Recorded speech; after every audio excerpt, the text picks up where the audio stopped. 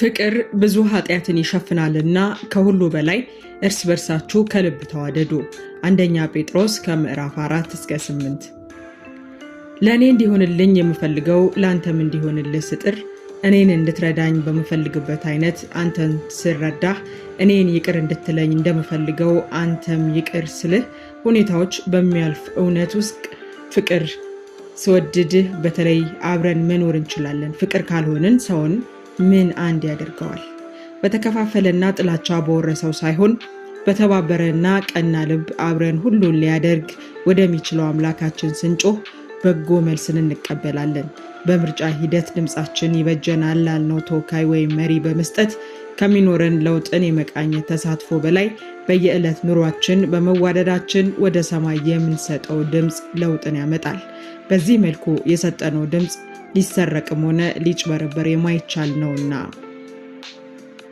እኔም እንደኔ ከሚያምኑት ጋር ተያይዤ ድምፄን ጸሎት አሰምቼ ወደ መመልሰው ሰማለሁ። ከእንግዲህ በኋላ ለውጥን በምድራችን ላይ ደም መፋሰስንና እልቂትን ሳይፈጅ በሰላማዊ መንገድ ይሆን ዘንድ አምናለሁ፣ እለምናለሁ። አሁን በስልጣን ላይ ያሉ ባለስልጣናት በግድያ ተወግደው ወይም በስደት ፈርጥጠው ሳይሆን በክብር በጡረታ ተገልለው በመካከላችን ሲመላለሱ ማየትን እናፍቃለሁ። እኛ ንጉሳችን የሰማያዊ አምላክ የሆነውን ወንድምና እህቶች ለምድራችን መልካም ይሆን ዘንድ የትግል መሳሪያችን በሆነው በጸሎት መፋለማችንን እንቀጥላለን። ወደ ኋላ ተመልሼ ይህንን መልእክት ሳነብና ጸሎቴ ምን ያህሉ ተመልሷል ብዬ ስጠይቅ ከጥቂት ዓመታት በፊት በመቀሌ ከተማ የሆነውን አስታውሳለሁ። ጊዜው ታህሳስ 2011 ዓ.ም ነበር። በወቅቱ ተሳትፌበት የነበረው የኢትዮ ኤርትራ የሰላም ሙዚቃ ስራ ለማስመረቅ ነበር ከሌሎች ተሳታፊ አርቲስቶች ጋር በከተማዋ የተገኘሁት። በምድራችን የመጣው ሰላማዊ ለውጥ ደስታ ተከፋይ የነበረው ህዝብ የደስታው ተካፋይ መሆኑ ቀርቶ የራሱን ብቻ ወደ መፈለግ የተገለለበት ጊዜ ነበርና የኔም ሆነ አብረውኝ የነበሩ አርቲስቶች በዚያ መገኘት ያልተጠበቀ ነበር። እንደውም የምርቃቱን ፕሮግራም ይመራ የነበረው ወጣት የፌስቡክን ስድብ ሳትፈሩ በዚህ ስለተገኛችሁ እናመሰግናለን በማለት በስፍራው የነበረ ህዝብም ስለመገኘታችን እንዲያመሰግን እድል ሰጥቶ ነበር። ከተማዋ ከዚህ ቀደም የማውቀው የደስደስ አብሯት አልነበረም። ሀገሪቱን እየመሩ ያሉት ጠቅላይ ሚኒስትር ዶክተር አብይ አህመድ ቢሆኑም ከተማዋ በበርካታ የቀድሞ ጠቅላይ ሚኒስትር መለስ ዜናዊ ምስል ተጊጣ ማየት ግርምት ፈጥሮብኝ ነበር። የትኛውም ህዝብ የራሱን ጀግና የመምረጥ መብት እንዳለው ባምንም በዚያ ሰዓት በሌሎች የኢትዮጵያ ክልሎች የነበረው ለውጡን የተከተለ የመነቃቃትና የደስታ ስሜት በዚያ ለመኖሩ ግን ስመለከት ቅር አለኝ። በዚያ ማከናወን የነበረብንን ጨርሰን ወደ አዲስ አበባ ከመመለሳችን በፊት ሻይ ቡና ለማለት በተቀመጥንበት አንድ ስፍራ በጡረታ የተገለሉ የቀድሞ የመንግስት ባለስልጣናት ተሰባስበው ሻይ እየጠጡ ተመለከትኩ። ባለስልጣናት እንደዚህ በሰላም ጡረታ ወጥተው በህዝቡ መካከል በነፃነት ሲመላለሱ ባይ ብዬ የጸለይኩትን አስታወስኩ። የቀድሞ ባለስልጣናቱን ከህዝብ መካከል ያየሁት ትግራይ ባላኮረፈችበት ወቅት ቢሆንና ቦታው መሃል አዲስ አበባ በደራ የሰዎች ምልልስ መካከል ቢሆን ኖሮ የበለጠ ትርጉምና ደስታን ይሰጠኝ ነበር። ሆኖም ላየሁት ትንሽ ነገር ውስጤን ደስ አለው። ወደ እነርሱ ተራምጄም ሰላምታን ተለዋወጥን፣ ተቃቀፍን። ሁኔታው የሚታዘብ ሰው ቢኖር ይመሩት የነበረው ስርዓት ደጋፊ ወይም ከስርዓቱ ተጠቃሚ የነበርኩ ሰው ልመስል እንደምችል አልጠራጠርም።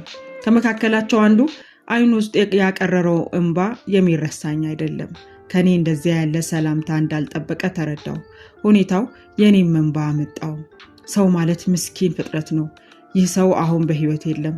እንደ ጸሎታችንና ልመናችን ሳይሆን ከጠበቅነው በተቃራኒ በድጋሚ በተፈጠረው የእርስ በእርስ ጦርነት ከተገደሉ የትግራይ ባለስልጣናት አንዱ ነበር።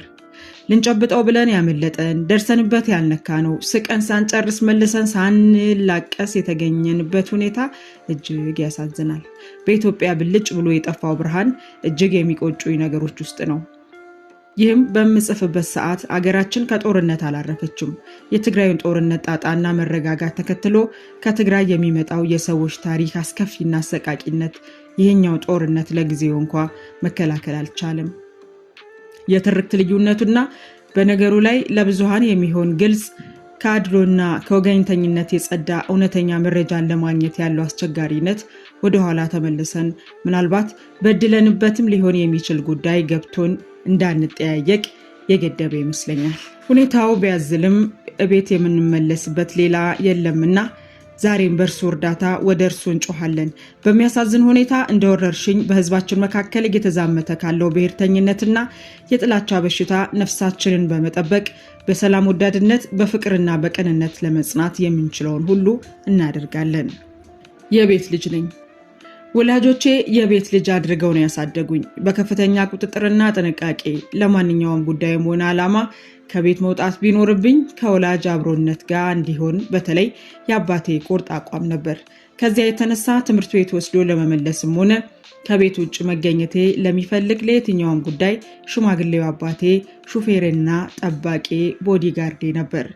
ለመጀመሪያ ጊዜ ለብቻዬ መንገድ ላይ የተገኘሁበት አጋጣሚ በእኔም ሆነ በወላጆቼ ፍቃድ አልነበረም። ካልተሳሳትኩ የአራተኛ ክፍል ተማሪ እያለሁ በትምህርት ቤታችን ይፈሩ የነበሩትና የአማርኛ የእጅ ጽሑፍ ትምህርትን ይሰጡን የነበሩት ምክትል ዳይሬክተርና መምህሩ እያስተማሩኝ በነበረበት ክፍለ ጊዜ ነበር። ጽድት ያለን የእጅ ጽሑፍ ከተማሪዎቻቸው ማየት ይፈልጉ የነበሩት ያንን ማድረግ ያልቻልን ተማሪዎችን በግርፋት የሚቀጡ መምህር ነበሩ። አንድ ቀን ታዲያ ከቤት ይዤው የመጣሁትን እስክሪብቶ ገንፍሎ ስለተበላሸብኝ በእርሳስ ስጽፍ አገኙኝ። በጣም ተቆጥተውና ተበሳጭተው ቶሎ ከክፍል እንደወጣና ወደ ቤት ሄጄ እስክሪብቶ እንዳመጣ ነግረውኝ አባረሩኝ። ቁጣቸው ያስፈራ ስለነበር ወደ የትም ለብቻዬ ተጉዤ አለማወቄን በመናገር ራሴን የማዳን ሙከራ ለማድረግ አልደፈርኩም። ትምህርት ቤታችን ይገኝ ከነበረበት ከሰሜን ማዘጋጃ አካባቢ ወደ ጉለሌ ሩፋኤል ቤተክርስቲያን አካባቢ ወደሚገኘው ቤታችን ዘወትር ከአባቴ ጋር የምንመላለስበትን መንገድ እያስታወስኩ ተጋልጬበት በማላቀው ጠራራ ፀሐይ እየተራመድኩ እንደምንም ቤት ደረስኩ። ቤት ስደርስ የምሳ ሰዓት ሆኖ ነበርና ከእናቴ ጋር በተጨማሪ ከስራ ለምሳ ወደ ቤቱ የመጣው አባቴን አገኘሁት። ትምህርት ቤት መገኘት በነበረብኝ ሰዓት ቤት ውስጥ ጭራሽ በእግር መንገድ ድካምና በፀሐዩ ንዳድ ተጎሳቁዬ ስላገኘኝ እጅግ ደነገጡ። ቤት ያመጣኝ ምክንያት ስነግራቸው ደግሞ አባቴ እጅግ ተናደደ። ምሳችንን አብረን ከበላንና ሁኔታውን ለመቀበል በሚመስል መልኩ በርካታ የሚያማምሩ አዳዲስ እስክሪብቶዎችን ከሰጠኝ በኋላ ወደ ትምህርት ቤት ሊመልሰኝ መንገድ ጀመርን። ትምህርት ቤት በደረስን ጊዜ ወደ ክፍል ከመግባቴ በፊት አባቴ ይዞኝ ወደ ዳይሬክተሩ ቢሮ ገባ። በጣም በቁጣና ከፍ ባለ ድምፅ መናገር ጀመረ። አባቴ እንኳን ተቆጥቶ እንዲሁ ታይቶ የሚፈራ አይነት ሰው ነው።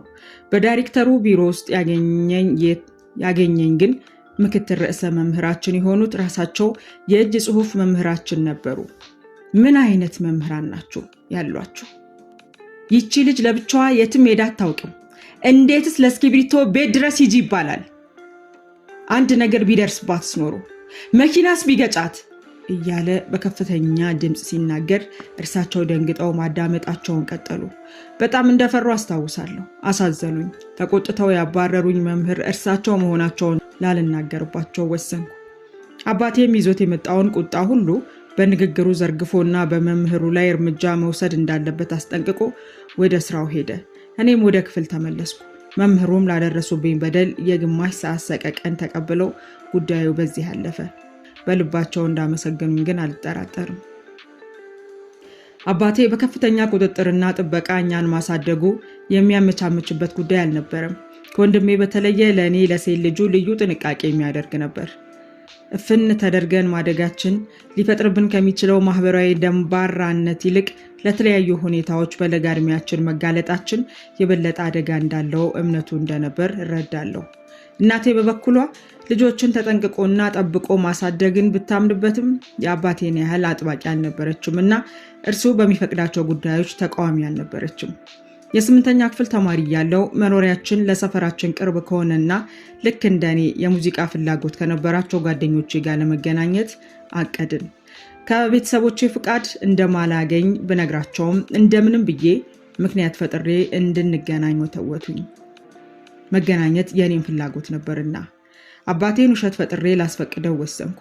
የጓደኛዬ ልደት ተጠርቻለሁ ብዬ በውሸት ምክንያት ከቤት ለመውጣት ጠየቅኩ።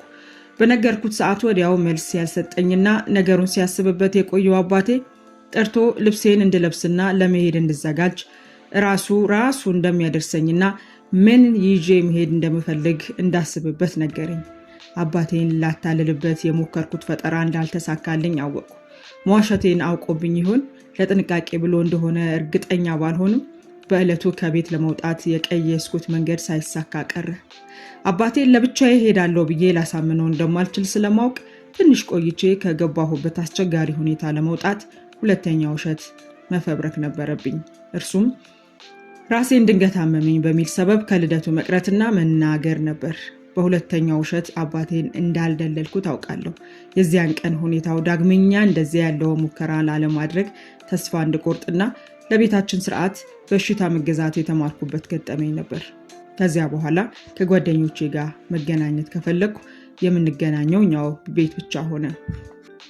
የአባቴ ህይወት ካለፈ በኋላ አንጻራዊ የመውጣት መግባት ነፃነት አገኘው። ወደ ውጭ ትምህርት ቤትና መገኘት ግድ ወደሚሉ ቦታዎች ከአባቴ ሾፌርነት ውጭ መንቀሳቀስም የግድ ሆነብኝ። በዙረትና ዘውትሮ ከቤት በመውጣት ልማድ ውስጥ አልተጠመርኩም ነበር። የቤት ልጅነቴን ተቀብየውና እንደ ኩዮቼ ለመሆን ብርቱ ፍላጎት አድሮብኝ የነበረባቸው ቀናት አልፈው የዟሪነት ፍላጎቴ ወጥቶልኝ ነበር። የቤት ልጅነቴ አሁንም ከማንነቴ ጋር ተያይዞ እንዳለ አስባለሁ። በተለይ እድሜ ከጨመረና ራሴን በበለጠ ወደ ማወቅ ከመጣው በኋላ በቂ ምክንያት ካላገኘው በስተቀር ከቤት የማልወጣ ሰው ሆኛለሁ። ከ18 እስከ 20 ዓመቴ ባሉት የወጣትነት ጊዜያት አንጻራዊ የደጅ ሰው የነበርኩ ቢሆንም እሱንም ቢሆን ከበቂ ማመጣጠኛ የቤት ቆይታ ጋር ነው የማደርገው። ከ20 ዓመቴ ጀምሮ በሙዚቃ ያገኘው ተቀባይነት ካስከተለው መታወቅ ጋር ተያይዞ እንዲሁም ወዲያው በገባሁበት የትዳር የእናትነት ህይወት በኋላ የተከተለው መንፈሳዊ ሴትነት ተጨምሮበት የቤት ልጅነቴ ጸና። በተደጋጋሚ በስራ ምክንያት ከቤት የምንወጣባቸው አጋጣሚዎች ማለትም በፊልም ስራ ተከታታይ የቀረጻ ቀናት እንዲሁም የሙዚቃ ኮንሰርት በሚኖር ሰሞን ተከታታይ የልምምድ ቀናት ሲኖሩ ግዴታ እነዚያን ጊዜያት የማካከስበት የጥሞና ጊዜ ያስፈልገኛል። በአስተዳደጌ የነበረው አብዛኛው ጊዜ ለብቻ የማሳለፍ ሁኔታ በስራዬም በመጣው እውቅናና ያም በሚያስከትለው የሰዎች ትኩረት ለመቋቋም የፈተነኝ ነበር። ይህ ትኩረት ከመንፈሳዊ እድገትና በዚያም ውስጥ እውነተኛ ስፍራን ከማወቅ ኋላ ቢያቀለኝም በመጀመሪያዎቹ ዓመታት ግን እጅግ የተቸገርኩበት ነገር ነበር። አሁንም ቢሆን ብዙ ሰው በተሰበሰበበት ስፍራ ስገኝ በውስጥ የሚሰማኝ ሽብር ቀላል አይደለም። ማህበራዊ ደንባራነቴ ብዙ ወዳጆቼ የሚታዘቡትና ፈገግታንም የሚያጨርባቸው ነው። ብዙ ሰው በተሰበሰበበት ስፍራ ከመገኘቴ በፊት የዕለቱን አቅሜን ፈትሼና የስሜት ምቾት ማጣት ልቋቋመው የሚችልበት በቂ ስነ ልቦና ቆመና እንደሆንኩ አረጋግጬ መውጣት በሂደት ተመሪያለሁ። ለብቻዬ መሐለፍም ደስ ቢለኝም ከተወሰኑ ቁጥር በላይ በርከት ያሉ ሰዎች ባሉበት አይነት ስብሰባ ስገኝ ግን በዝምታና በታዳሚነት መንፈስ ነው።